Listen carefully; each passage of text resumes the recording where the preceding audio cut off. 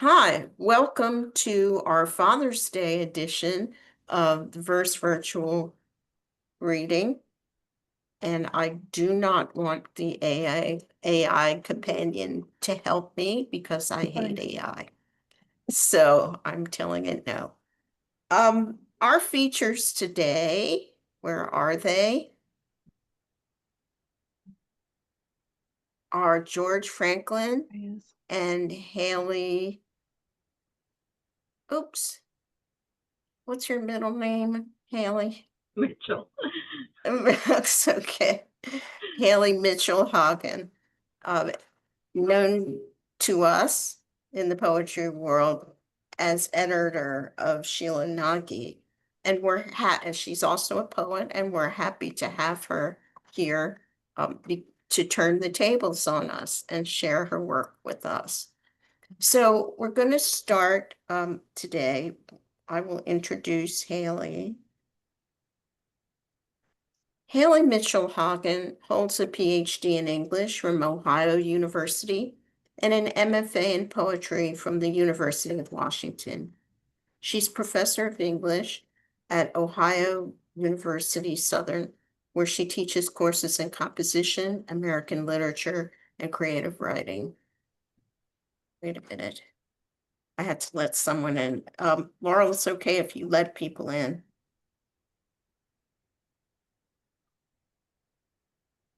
Her chapbook, What the Grim Girl Looks Forward to, appears from Finishing Line Press.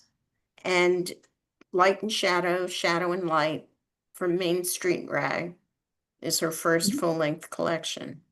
Her second chapbook, The Blue Life Poems, was published by Kelsey Books. She edited Sheila Nagy Online and Sheila Nagy Editions.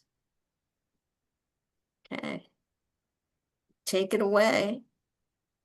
All right. Thank you, Robbi. And thank you, everybody, for turning out. Lots of friendly faces here that I know and love, and some I don't know, but I love you anyway. So thank you for coming tonight. I'm going to set my timer here. Okay. I don't usually write political poems, but the one I'm going to start with is fitting because Jim published it in Verse Virtual in 2019, also when Trump was president. So here we are again. So I'm going to start with this one. We treat our dogs better than our asylum seekers. When at the lake, we provide them with life vests for the boat trip to the beach, then carry the tummy draggers across hot sand, well packed with water bowls, bully sticks, frisbees, and sunscreen for neoprene-like noses.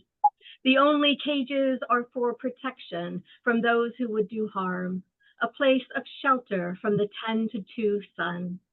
At night, we slip anxiety medicine into their Costco bratwurst, dress them in cami jammies, snuggle down aside the fire. Because this is how we treat our best friends. Because this, right now, is what it means to be an American. Nothing against dog lovers. I love my dogs. But, you know, it's metaphoric. Okay. I don't have too many new poems to share today, but this is one of my newer ones I wrote last summer. Also a rare political one from me. It's just called Visiting the Witch, and it's after the oil painting by Edward Frederick Brunthal in England in 1882. There's only one reason to climb those craggy hills, your breasts uncomfortably straining against your tight Saturday errands dress, your hair tidy in a kerchief, no stray strands in that black boiling cauldron. The witch rests against her cave front, her dusty shawl scant protection from the wind, her sharp-edged moon of a face resting chin to chest, arms hugging kneecaps. Don't assume she doesn't sense your scent. Her fire wafts purple steam, extracts the yellow stench you've come for. A satchel of coins secured by a gold chain around your hips, your waist thickening ever so slightly now. Your sister's arms across your shoulder. You think she may have made this trip before, and you too will etch this path for Alabama girls, our free-loving 21st century girls who once thought they had choices, who choose now to visit the witch. Mm.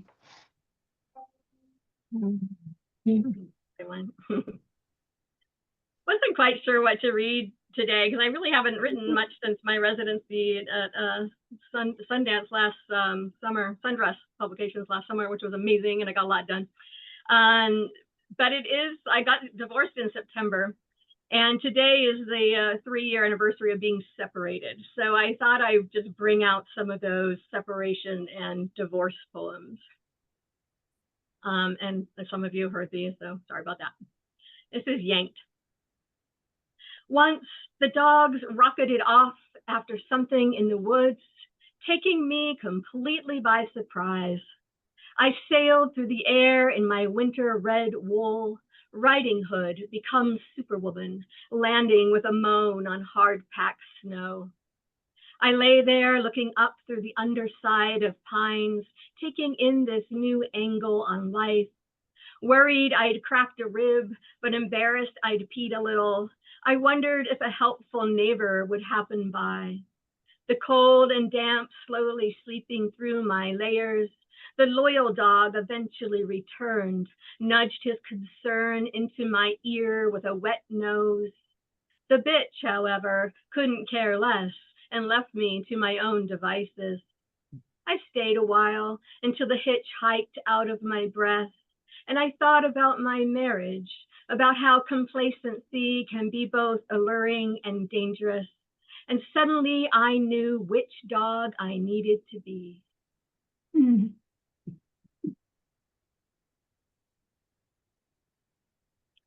Liminal. After the separation, I reclaimed domestic real estate, patching holes where CDs once filled every wall space, delighting in newly discovered electrical outlets emerging dusty-faced from behind the record cubes. In the bedroom, I groomed the landscape of carpet, a fresh expanse of low pile white, unearthed in a morning's worth of effort. No more Blu-rays tumbling like rockfall from every nook, no magazines stacked next to, on top of, or under anything. Wandering in, my son stops in his tracks. "Whoa, Mom," he says. "This is wow. This is a liminal space. Look it up," he says, explaining that the bare floor, the green chair, the sliding door curtains that block passage to nowhere are like those spaces between rooms in IKEA. Oh, baby, I think, my sweet teen, your mama knows this threshold well, this life on the boundary, the sense of being there, yet not quite there yet. A between space that, like you, so many find unnerving. But I am through with the what was, the familiar, and ready for next, the new beginning, even if I have to linger a while, patient in this place of waiting. A couple more of these. A lot of these poems have single word titles, and they are from a tiny little chapbook I'm working on, A to Z poems, that I'll probably offer as a Sheila Nigig fundraiser. I have 2 more poems to finish, like A and B, or no, O and B, and I just haven't gotten to them yet. But this is D for divorcing. All right. For 2 nights, the month before he moves out the last of his essentials, I practice being alone, all one. Finally, in my lonesomeness, my oneness, I breathe in the absence of him and do not sense the widow's loss, the jilted lover's embarrassment. In this space, I am a green thing waiting to become, ready to unfurl myself into this new life. And yet, practicalities, this practice, reminds me of who I am now. I think of what I should tell my children and haven't, of all I should be feeling and don't.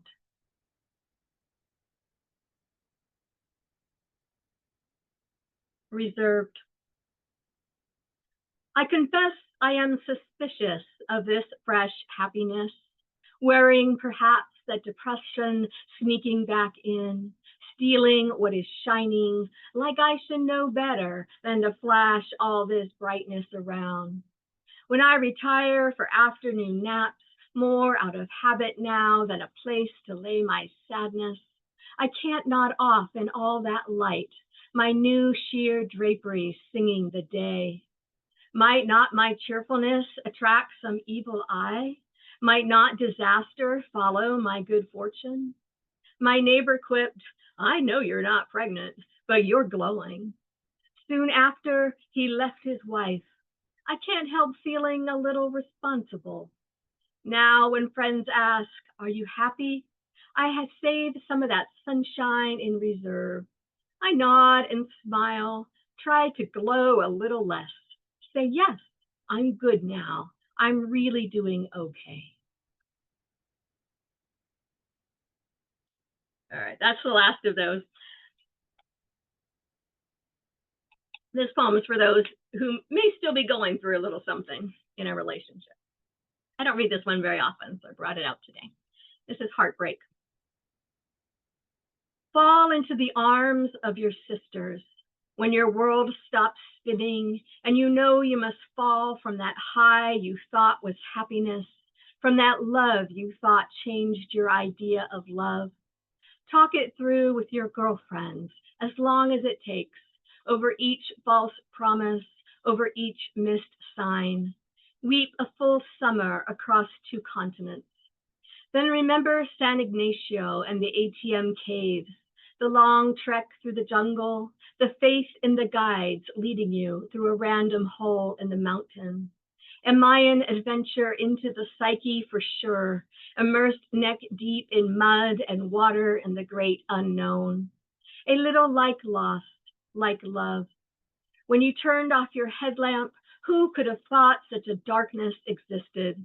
The shock of an expanse so wide, a void as deep as any human heart. And maybe you thought you couldn't do this, but when you turned your light on, that cave still shined, its sediment sparkling amongst bats and skeletons, your own heart pounding, reminding you what it means to be alive as you waded back into the daylight and you made your way home.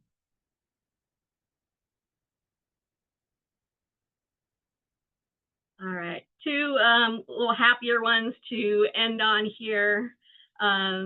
First one called Generosity. There are some for whom chores are sacred. They accept each gift of laundry, weeks of dorm grime schlepped home in molding duffel bags, fold reverence into each fresh from the dryer seam. They bake their own bread, meditate while it proves, or whip up 7 different kinds of salads, each family dinner, a communion of leafy greens. A firmly tucked sheet, a gleaming guest tub, all acts of domestic devotion and enlightenment I've failed to achieve. I remain agnostic, scoff even at the notion of grace awaiting in the depths of the daily grind. When the gray mouse arrives during the cold snap, I am unmoved by any spirit of cleanliness to lay out sticky traps, cannot face that moment of anointing his little paws with vegetable oil to set him free.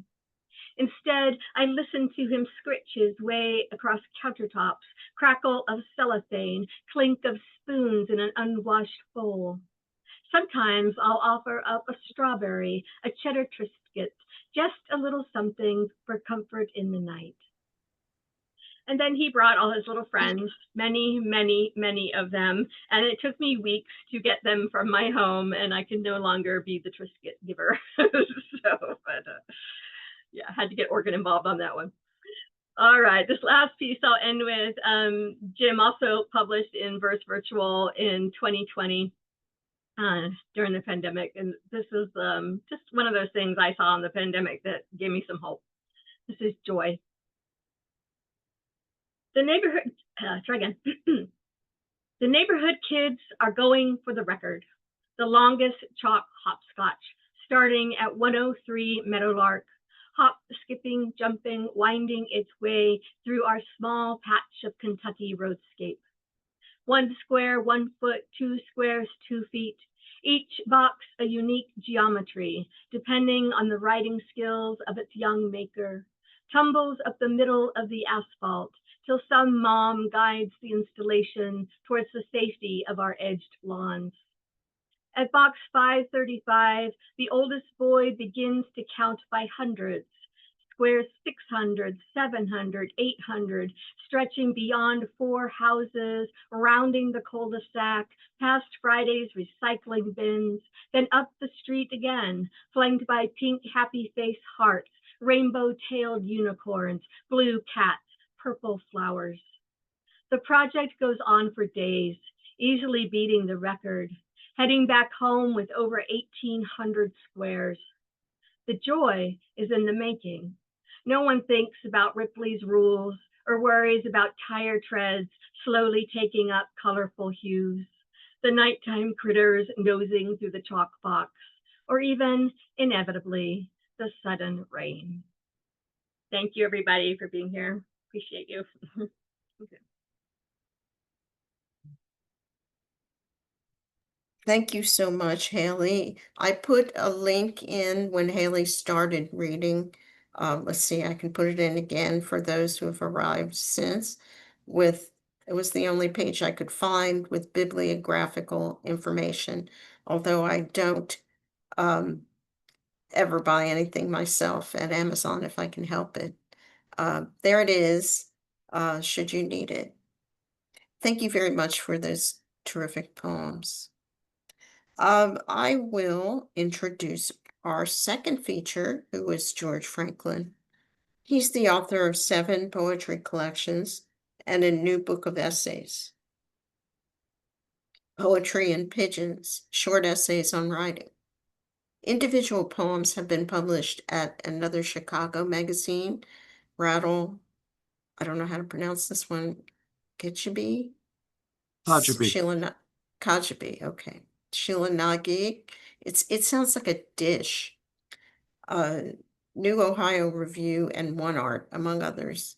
He practices law in Miami, which must be an interesting thing these days, and is a translation editor for Kajabi and teaches poetry classes in Florida prisons. In 2020, he won the Stephen A. DeBiase Poetry Prize, and in 2023, the Yeats Poetry Prize from the W.B. Yeats Society of New York. Take it away, George. Thank you, Robbi, and thank you for inviting me to read today. First, Hayley, that was a wonderful reading.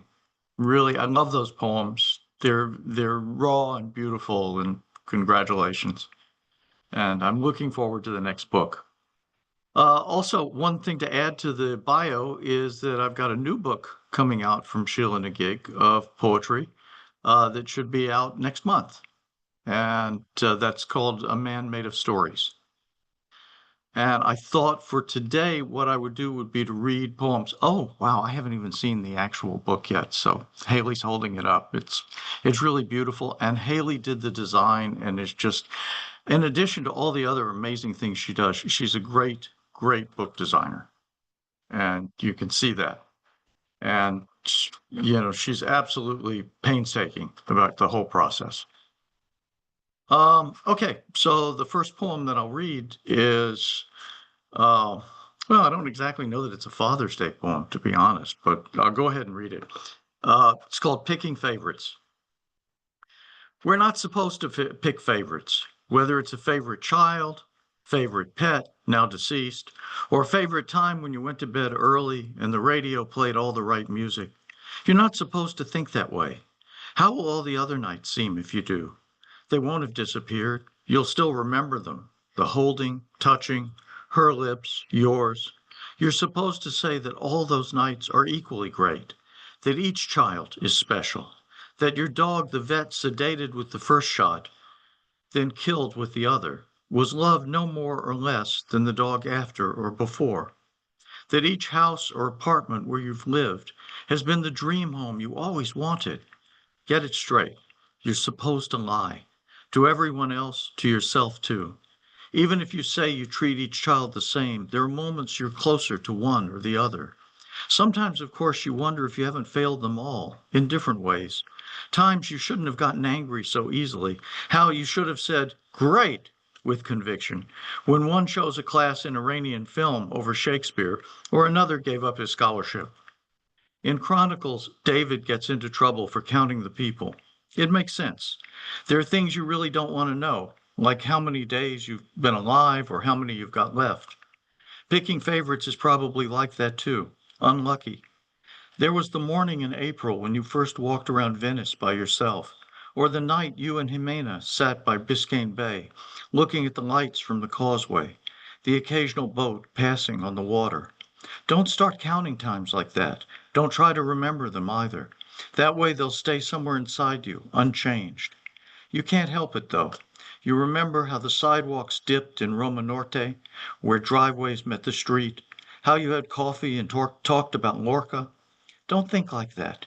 In a little over a month, you'll go back to Mexico, order tacos again at El Califa, and Jimena will make fun of your dreadful Spanish, and you'll laugh too. That night will be perfect, just like all the others.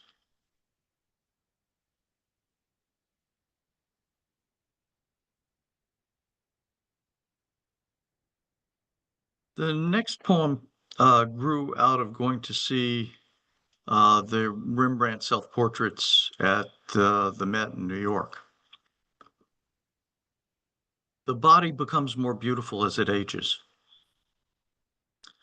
Don't point out scars, wrinkles, or veins rising from the back of your hands. Even if that were true, it's unimportant. As it ages, the body ripens, becomes sweeter, calm. Fingers touch differently, slowly learning whatever can be learned from an arm or cheek, to know what feeling means. That shiver arching your spine when my hand moves between your shoulder blades, down towards your waist. Our eyes are not guarded as they might have been when we were younger and didn't understand what the world expected, what we could give. Yesterday, we walked through a room of Rembrandt portraits and self-portraits, of faces that didn't flatter or resist age, but stared grimly back at us, visitors crowding the gallery, looking for something beyond a lesson in art history. We wanted to meet his eyes, so dark we could barely make them out, to see what he had seen, and maybe we did. We didn't discuss it. After dinner, we read, as we often do, then turned off the lights and held each other even more intensely than when we first met. Rembrandt painted himself just as time painted him. But the body isn't only decay and fever, the anxiety of creditors, poverty, and lawsuits from discarded lovers. As it ages, the body ripens and becomes more beautiful. As it ages, there is sweetness, calm.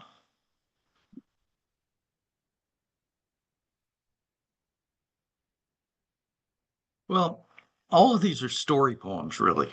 And all the poems I think in the new book are story poems. And the source of a lot of stories for us in the West is, of course, the Bible.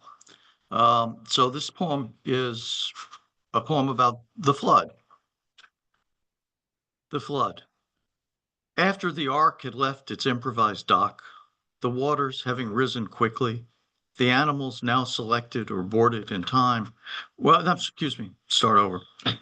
The flood. After the ark had left its improvised dock, the waters having risen quickly, the animals not selected or boarded in time were abandoned in treetops and on high hills. They watched as the great ship drifted north, south, or north, or maybe west, its outline shrinking in their sharp eyes in the waves. But the animals, being animals, said nothing. For sure they knew it was unfair. All the fish would survive, even sharks and bottom feeders. But the parrots, with their red and yellow feathers, would tire eventually and fall out of the sky. And the lions and elephants would sink to the ocean's muddy bottom. Sand would come later. Spotted deer raced wildly for a while on the steep slopes, their hooves splashing water behind them. Dung beetles bored tunnels into whatever earth they could find, not because they thought it would save them, but only because it was their habit. A few hares tried desperately to procreate for the same reason. Why does no one praise the nobility of the creatures rejected by Noah? Many had waited in line for days.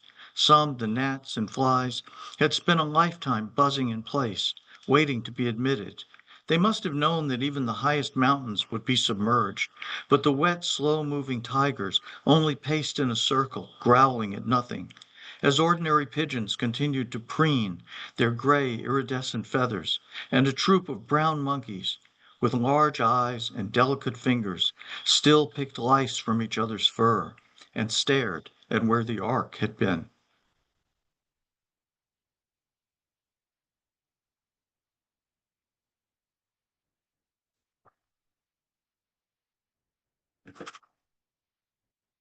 I have several poems in the new book that are prose poems about encounters with death. This is one of them. Death writes his memoirs. He tells me it's more difficult than he thought. It's not that he has trouble remembering or that his history has been uneventful. Death has met everybody and can talk at length about Napoleon on Santa Helena, the entire Borgia family, or Savonarola, whom he resembles, or what really happened to the Romanovs. Executions, though, give him an upset stomach.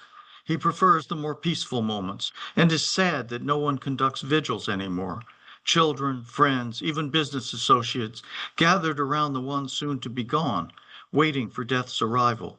It was very theatrical, he says, the 19th century. He and the dying were co-stars, the mourners, the supporting cast. I ask him to start over, to begin with his childhood, but he sighs and says he never had one. This is not something he regrets, though. He's never been fond of children, and he doesn't know how to talk to them.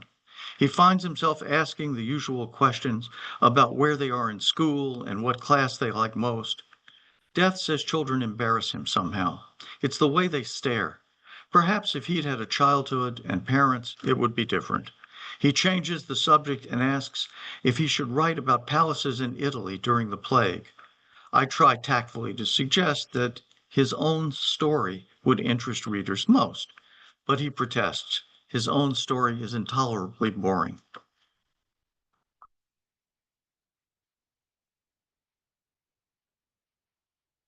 And this is the title poem for the new book, A Man Made of Stories. Where to begin? The tips of his fingers, his toenails, each could tell you about the war, about his family, the uncle whose body was never found, the letter a woman wrote to him afterwards, thinking her child might be his. No one sent her an answer, even to tell her he was probably dead. The palms of the hands, smooth, but with lines a fortune teller could spend hours interpreting. The love line filled with interruptions, infidelities, his own and those of others. The lifeline surrounded by lines of protection. Good luck, an old age without deprivation. The mound of Venus was large and fleshy. He was passionate, and women had desired him. There was a scar on his knee, where he fell as a child, and another on his forehead, half hidden by his hair, a war wound from a fight with neighboring kids. The armies on opposite sides of a fence. He'd climbed it and got a stick thrust at his eye for his trouble. It just missed. As a teenager, he'd slouched in the park with friends at night, smoked marijuana, and drank bad wine. The sticky taste still hides somewhere on the roof of his mouth. His tongue avoids it. His nose has changed as he's gotten older. Each office where he worked had a different smell.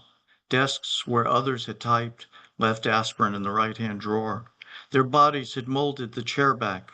Oil from the hair of other men made shiny the top edge of the chair. Had they fallen asleep when no one was looking, as he had?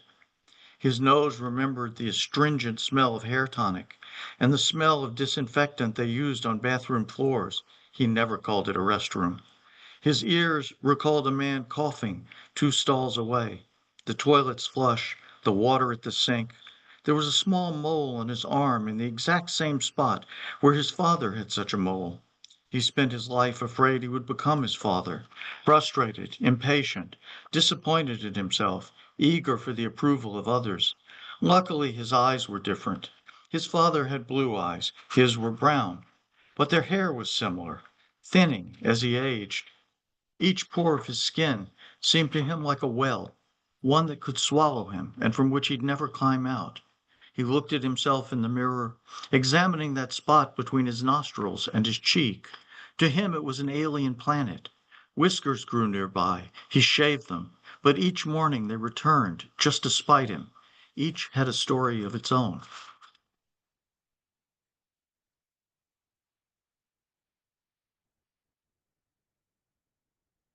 And I think this is going to be my last poem. Jimena refuses.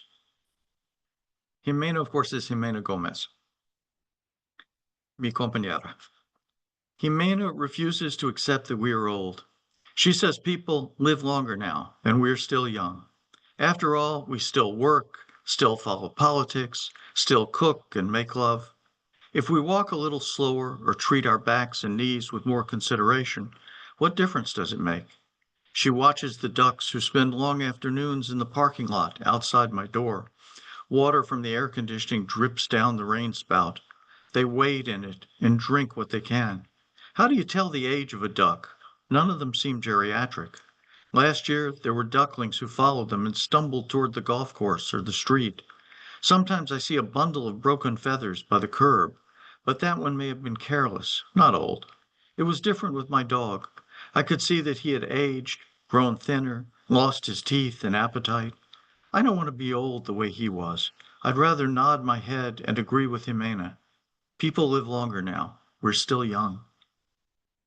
Thank you. Thank you so much. Oh, I have your website too here, and I forgot to put up a link, so I will do that now. So you may order things and learn more. Thank you for those terrific poems. I'm struck by your close attention to things that other people never notice. Thank you. In a minute, we'll start our open, and I'm sorry that I cannot get everyone who probably would like to read because we are full. We do a limited open mic, and it's 5 minutes or 2 poems, whichever comes first, including introductions to the poem. So our first poet on the open mic is Rosemary. That's a shock. Sorry if I sound a bit Oh, sound a bit strange, but I've had a mighty cold and I'm still not quite over it. So I hope you understand what I'm reading. I'm reading from a book that I almost forgot about, and it's called Whistling in the Dark. The old women of Saxony. They sat, their legs open, their floral skirts falling between, aprons, always something to do in their hands, a bowl resting on their thighs, knitting needles clicking, picking peas from the pods, hands with calluses, broken nails, black furrows, gray hair pulled into buns, their hairs that remembered their girlhood curling over wrinkled ears. Steel-rimmed glasses, except for Auntie Helen, who had the eyes of a hawk. No adornments. And girls they used to be. Sepia photos on the sideboards, the girls with their men. The girls coquette, their young men stiff, looking straight into the camera, in uniform, next to their girls, not touching. That was before the First War. They never came back. And the old women were left to their sisterhood. They worked the land, brought in peas, potatoes, beans from their gardens, chickens, a fearsome cockerel, warm eggs. There was the occasional rabbit a nephew had trapped. They loved us with harsh voices, rough hands, with berries, apples, and homemade jams. Hard they were, these women, unafraid, had seen the worst. We said it when Hitler was alive, and we say it now. We have the Bolsheviks here. All the same anyway. What more can they do to us? Shoot us?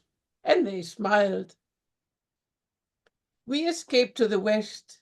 They couldn't come out. We couldn't go back. Survived well into the 50s. There were their letters. And, excuse me, what if? 1. You get to your afterlife and God has gone AWOL, visiting his friends downstairs. Nobody cooks for anybody. The angels are worn out, thin and gray. Even the clouds look shabby. The harps have lost their strings. 2. You get to your afterlife, perhaps, and you find out why you were on earth in the first place.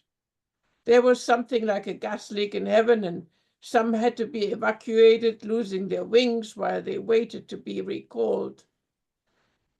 Angel Administrativo had lost the little green book in which our names were written in red. The kitchens they steamed in as green veg. 3. You get to the afterlife and you realize that you never left at all. You were dreaming again, and that car crash woke you up. You wonder what happens to all the others who pretended theirness. 4. You get to your afterlife. The windows are barred, gardens overgrown, an undernourished dog with matted pelt lies panting under a rotting porch. You call. There's only an echo.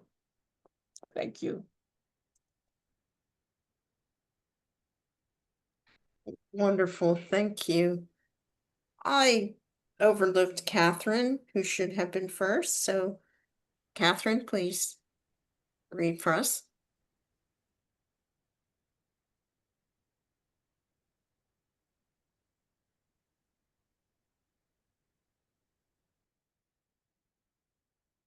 We can't hear you, Catherine.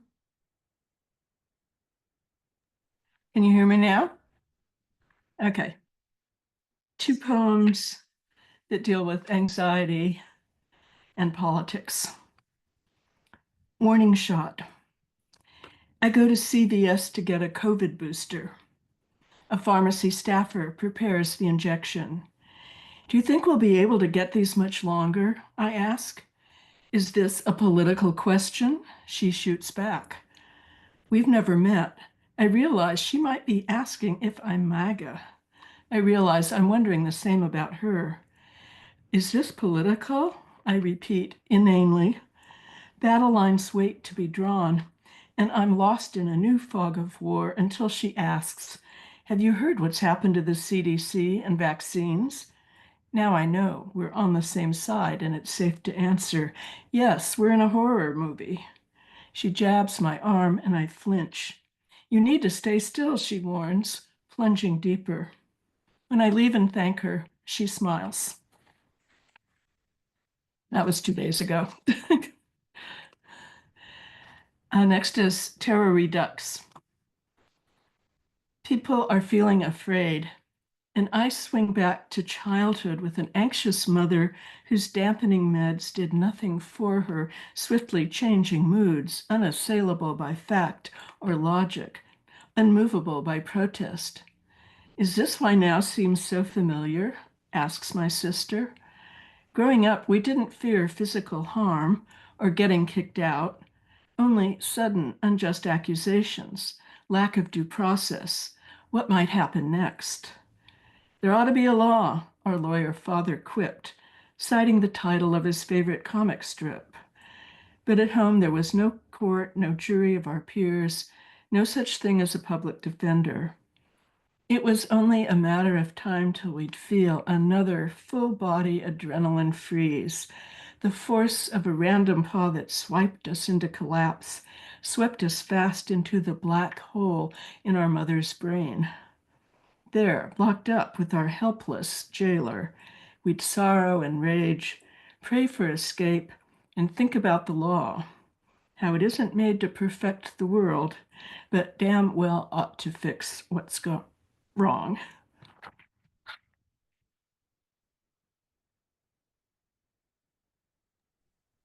Thank you, Catherine. Our next reader is Nick.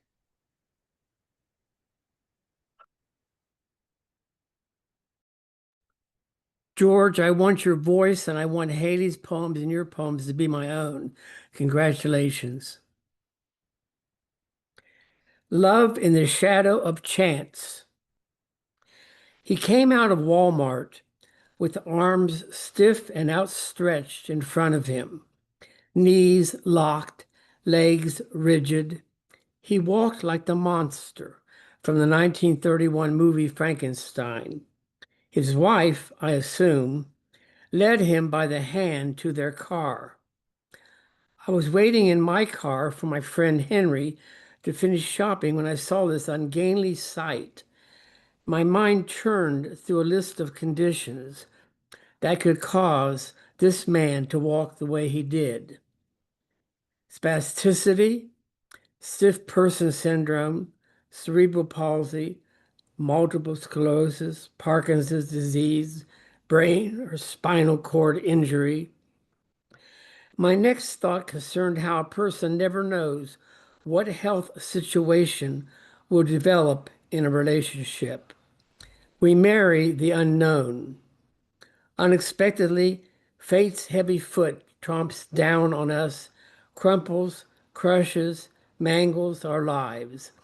Sometimes we get drunk with rage about how things happen.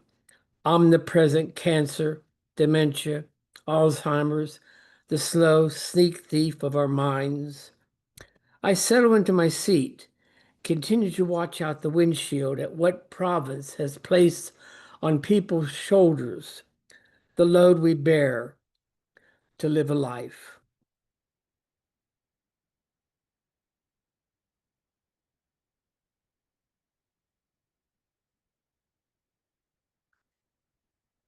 Visit, excuse me, visit to Dracula.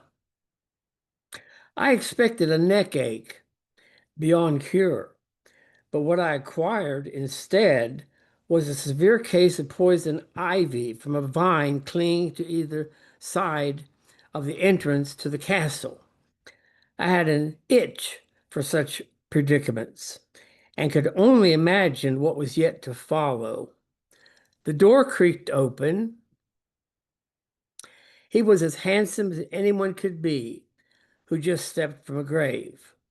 Welcome to Transylvania, he said, or was a transvestite. I was smitten by his blue eyeshadow and pompadour wig. Maybe he did say transvestite. I knew then this was going to be a gay affair, not one necessarily marked by merry and mirthful moments, but one where boys get tangled in each other's fangs. Isn't that a dance, the fantangle? But I veer from my story. The Count showed me to my room, which you can count on, had a double bed and a mirrorless dresser. How was I to comb my hair if I couldn't see it? It was 7:30 and he announced that dinner would be served at 8. It was a real gala. All the proper characters were there, Mina, Lucy, Van Helsing, and Renfield, who came attired in a sequined shroud. A lavish cuisine awaited: steak tartare, blood pudding, extra rare roast beef. I could almost hear the mooing. Margarita pizza, coffin cake, and vanilla bean ice cream. A screamingly good time was had by all, but it was time for me to think about leaving when the Count suggested retiring to caskets in the cobwebbed catacombs. I hastened to add that I'd been lucky to have a successful visit without incurring a punctured jugular. I offered my thanks and hurried away with only a lump in my throat, weary from sticking my neck out. Thank you. Thank you. Our next reader is Matthew. Hi. I got two poems about growing up in LA. The first one has to do with somebody my father knew, and I don't know how he knew him. It was the famous cellist Grigor Piatigorsky.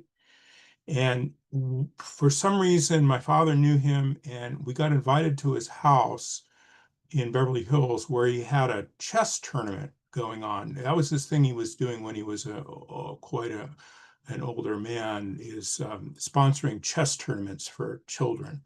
And my father thought I was a good chess player. Of course, I got obliterated in every match I was in. So the first one's called In Piatigorsky's Garden. I've been asked to remember safety, but I only gather fragments and shards of broken light. I've been asked to find comfort, yet there's no refuge in years of piled accumulations. I've been asked to create when I can't recall.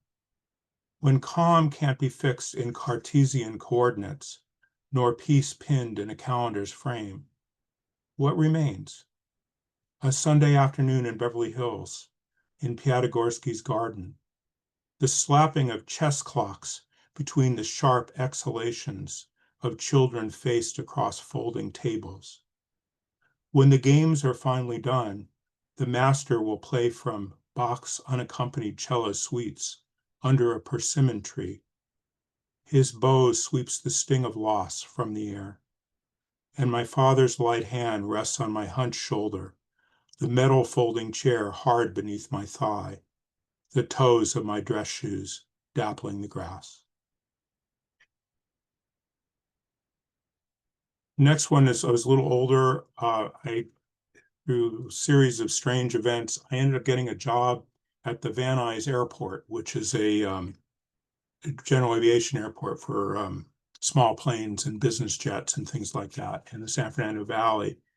And I ended up working as a line boy, which means I was pumping gas into the airplanes.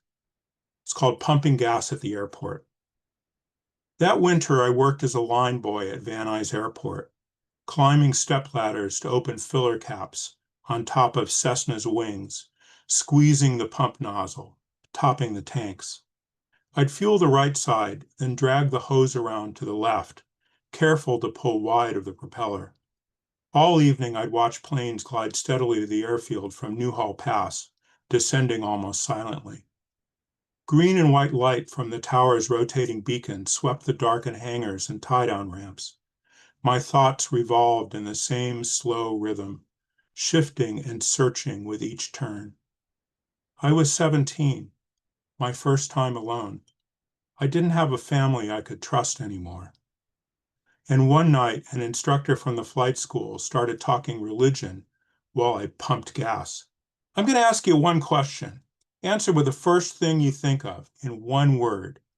What do you really need? He was a Scientologist, I found out later. He'd done this to everyone. What do you really need? From somewhere far off, a place I didn't recognize, a voice answered, security. Say again, the flight instructor insisted, as if requesting clarification from a transmission crackling with static. Security, someone confirmed. Understood, the instructor nodded and launched into the principles of Dianetics. But then a corporate jet took off, so I made out nothing over the shouting turbofans. I finished pumping gas into the two-seater. The student in the left seat signed the receipt, shouted, clear, and they taxied away to the night lesson. Alone again, I started kicking myself in reproach. Security, security. It was like wasting the last wish from a magic lamp, like losing down the storm drain a gold ring. So stupid, I could have asked for anything. How to win, or love, or the answers to the test. But I found out how cheaply I could be bought. Thanks.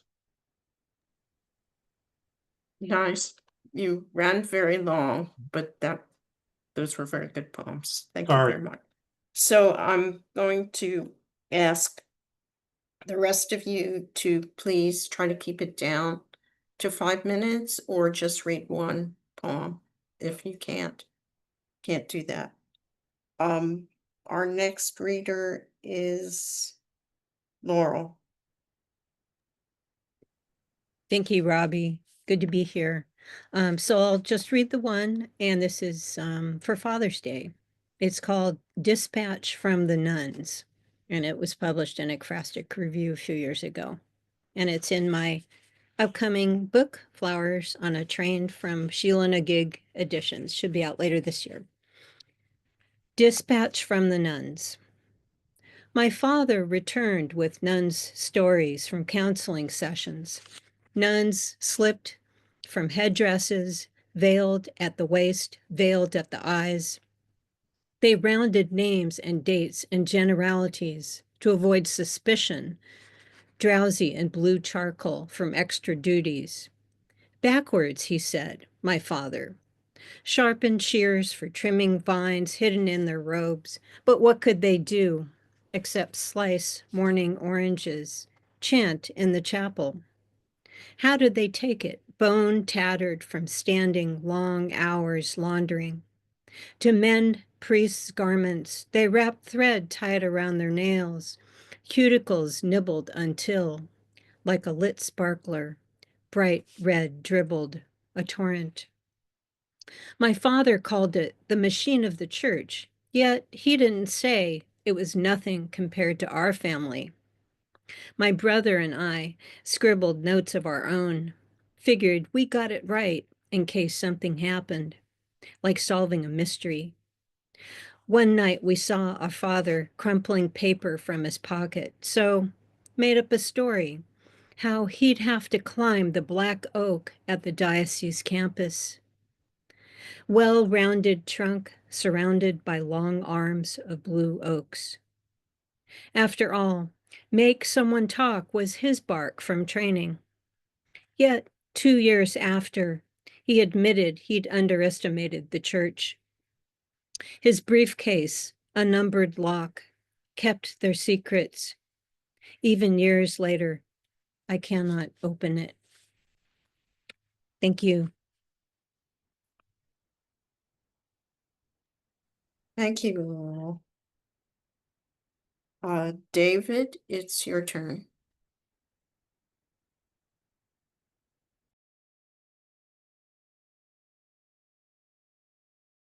We don't hear you. Are you still here? Okay. I forgot the routine. I have one poem, and I was looking for my voice. It's called It is Sunday. It is Sunday, it is evening, early, but not this Sunday, not today. This is the Sunday I am born, and not a minute too soon. It's an hour or so after sunset and 8 hours or so since Dad drives Mom here from the farm. Here is Sacred Heart Hospital, run by Dominican nuns in long white habits who glide legless from room to room. To be more precise, it's 8:30, according to the time Dr. DeCampos tells someone to put down for the record. But this seems too pat to be true. And in the moment, I'm too busy complaining to log the notation myself. Soon the room fills with a train of callers. I assume they come bearing gifts, but the presents are pilfered before I can inspect for quality. I suspect the nuns. The visitors utter gasps of adoration. That's how I interpret the noise. They look as though I am the first baby they see. And indeed, I am exceptional. That is clear even as I lie fixated by ceiling lights. It is Sunday, it is evening, early. This Sunday, today, the hospital where I am born is gone. Excuse me. Another in its place. I still lie fixated by ceiling lights, but now these are fixed in the sky. This evening, like most evenings, my mind struggles to separate the lights one from the other, one fact from thousands of guesses. not where any exceptional person expects to be after a long life. But here I am, and here we are. For now, I must include you, who on the day of my birth see in my eyes the one star I can call down to light our way out of ignorance. Over time, you turn away to embrace others with their fancy clothes and fancy speech, fancy facts. We all know the world is water and stone, all of it moving out of our control. We all know we make our own way over the world, as though there's a lot of guidance, and though there's a lot of guidance, it points in different directions. That I make it this far is proof a person can make it this far, walking any direction with a light that shines only on uncertainty. Sure, go ahead, turn to the others, learn from them what you can. Many have more facts than me, but no one has more answers.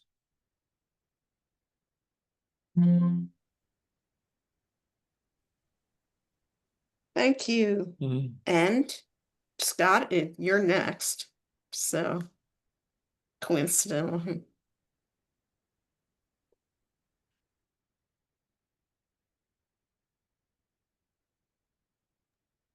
You're next, Scott.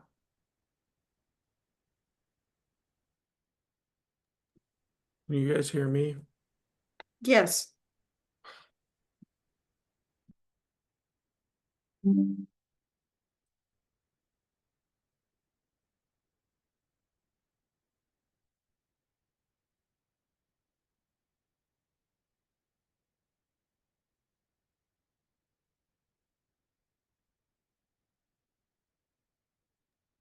Scott, is there something wrong with your computer?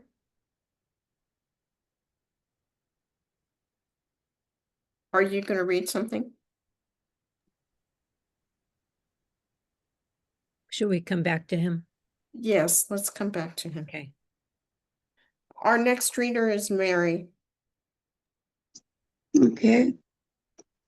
This is an older one, but it's one of my favorites. Persephone admits, there was no pomegranate. That was just mother trying to make me seem more respectable. No, a bride of hard changes. I turn on my own lathe, from grief to exaltation. It was my black mood took me down in one long, smooth swallow into the arms of my own dark shadow, where I was at home in the underworld with its peculiar comforts, where the trees remember me, because in my glory days I went so fast I could count the steps in their long dance and hear them singing their names to the sun, where their roots reach down to comb through my hair and lick the tears from my face like salty rain, where death is king and I am his queen, yearning for his deep embrace, my words like dry husks, whispering our secrets to the dark. No one else keeps me here. There was no need to swallow seeds or spit them out. I will rise again and again, triumphant like a rocket, consuming air, bright as the sun's corona, turning on the wheels of my own engine, dark and light, ice and fire, death and glory, burning too fast to care. Such wild rejoicing always comes with hell to pay. Thank you. Thank you. Clever last line, Mary. Scott, do you want to try it again? Yeah, can you guys hear me? Yes. Oh, excellent. Okay. I was in the sun and my phone like overheated, and so I had to rush inside of the computer. Okay, so this is a lovely book from that Hayley did for me, Dear Tiny Flowers. And it's lovely to read with Hayley and George and everybody else here. So I'm gonna do these they're short for Father's Day. Things that kill me and save me simultaneously. When my son sweeps a glass to the floor with his spider legs, as he wrestles with his sister, and it shatters, and I retrieve every shard. And he says, "I'm sorry, Dad." And later, I think how nice it would be to not have to crawl under couches to clean up for anyone. But that would mean I would be alone, and all this laughter would be gone, and the silence unbroken. Next one is my son screams in the car because he didn't get to see the giant skeleton with the Santa hat on the way to school.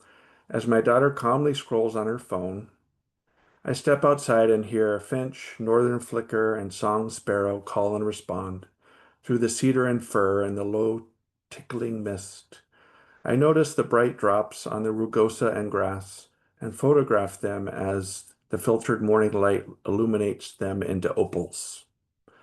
I notice my son has stopped crying and is laughing with his sister in the few minutes they are alone together.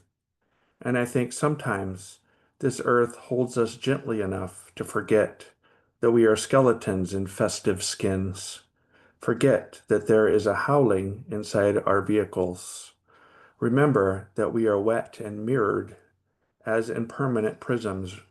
Remember that when we listen, God is singing.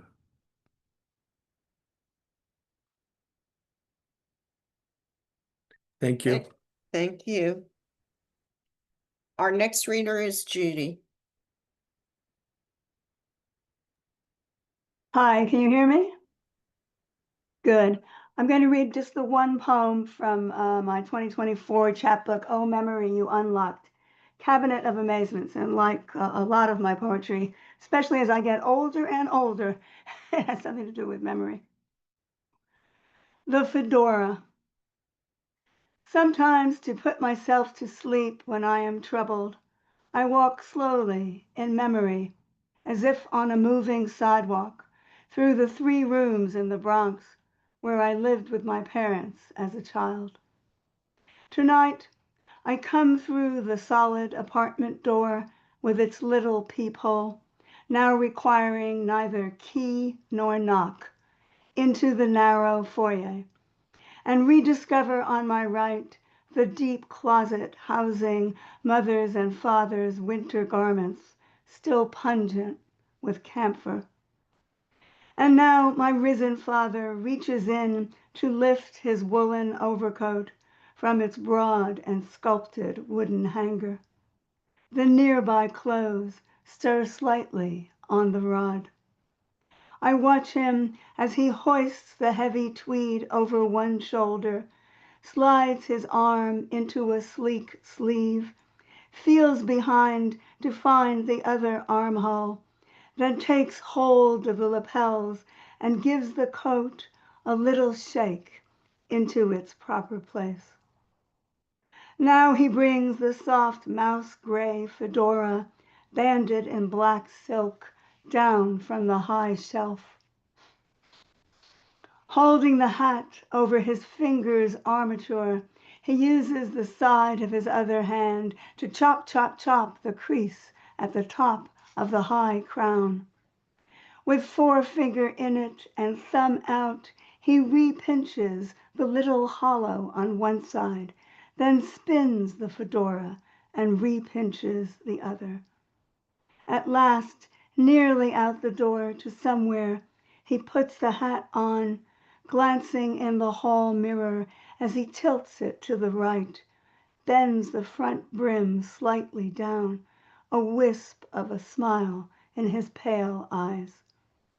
I'm almost asleep now, my body in a time-free cocoon, the scent of wool and a trace of Old Spice in my nose before I've even stepped into the living room, imagining, as if I were 6 again, some foggy sartorial mysteries of my own I will enact in my world to come when I am grown.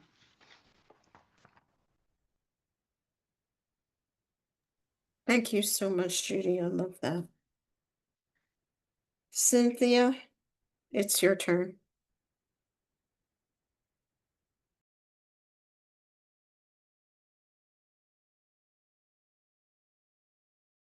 Cynthia, did you unmute? Okay, maybe she had to leave. I beg your pardon. Are you talking to me? No, I'm not. Okay. Cynthia Anderson. I don't think she wanted to read, Robbi. Oh, okay. Then I made a mistake writing her name down. Kika.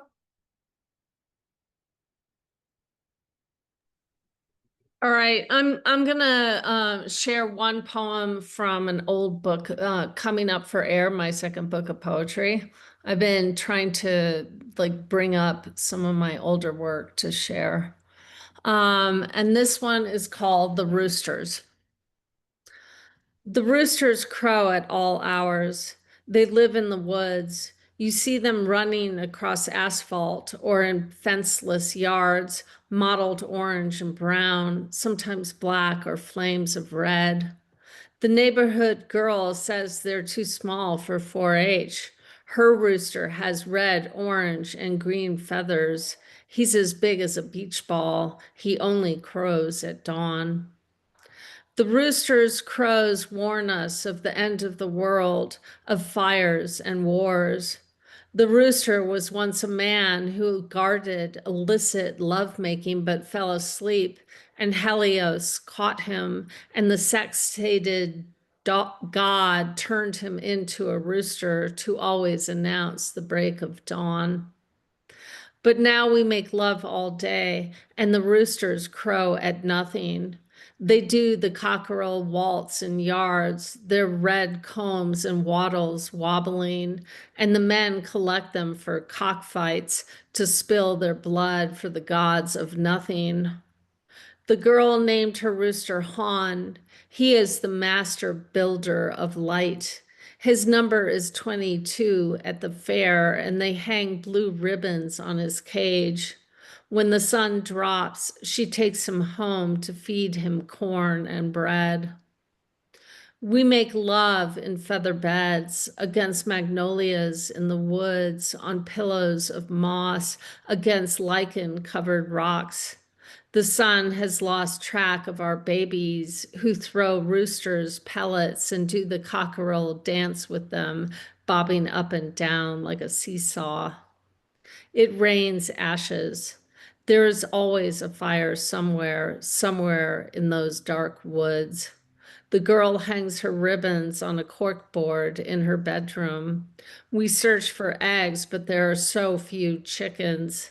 The sun is exhausted from rising, but the roosters keep crowing for it, and the sun runs its race, spilling all over the ground like yolk.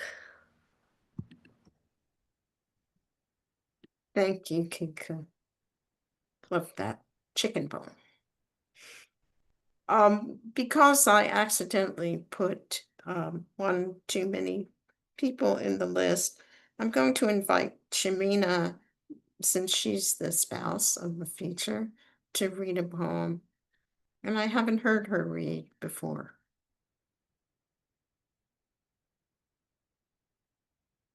So if you have one ready, Shamina, otherwise I'll just read a poem and end there. Okay, looks like she's left. So I will read a poem. As I told people before the reading started, I didn't get good sleep last night because my light started going on and on. Oh, there she is. Okay, would you like to read one poem then? You'd have to take off your mute because we can't hear you. We can't hear you. Okay, now can you? Okay. Yes. No, I will have to start looking. I was thinking actually in some of these readings, I should participate in the open microphone, but I don't have anything ready at this moment. So I will have to go and look where is Well, it? please come back next month. Okay, thank you. I would love to. Yeah. Okay. I actually was a little bit shy to read in English because I always think, Yes, so we'd appreciate that.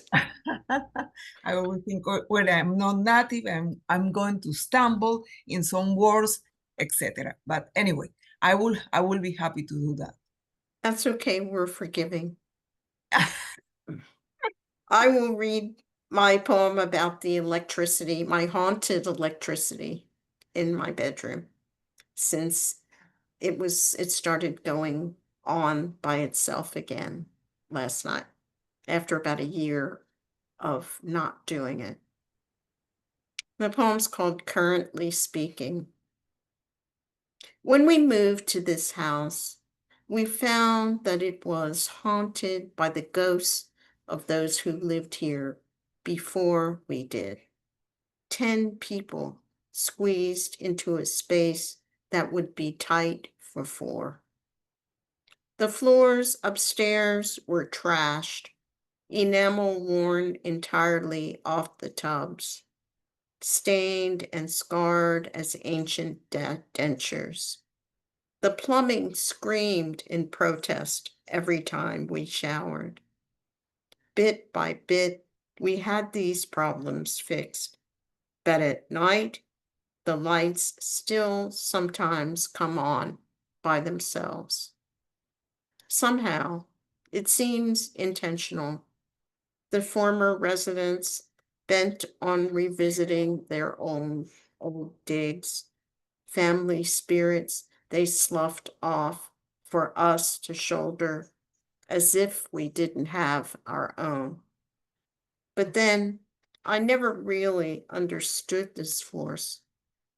It's ironic, since my father was a wireman, building transistor radios, repairing the TV, explaining all the while what he was doing.